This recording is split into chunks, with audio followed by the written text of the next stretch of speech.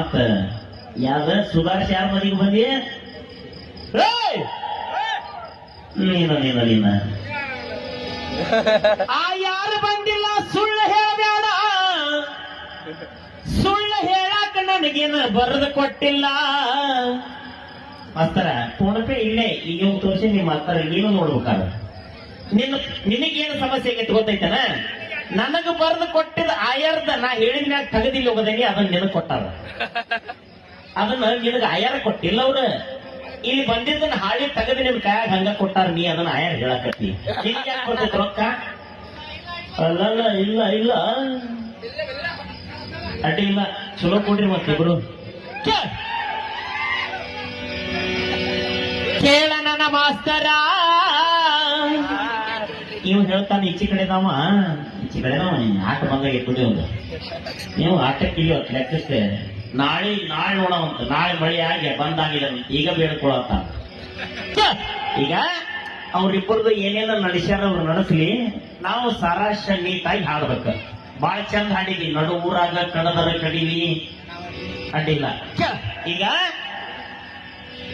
ಮದುವೆಗಿಂತ ಮೊದಲ ಸುಬಲ ರಾಜನ ಮಗಳು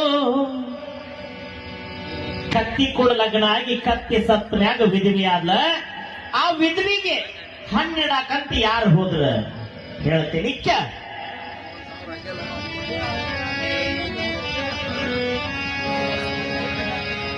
ಹೆಣ್ಣ ಹುಡುಕಾಕ ಕುರುಡನ ಮದುವೆ ಮಾಡಾಕ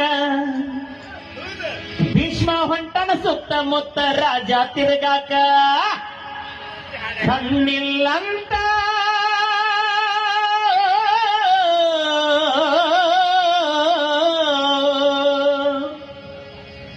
ಕಣ್ಣಿಲ್ಲಂತ ಹೆಣ್ಣ ಕೊಡವಾಲ್ರು ಹಸ್ತಿನಾಪುರದ ಕುರುಡನ ಹಣೆ ಬಾರಕ.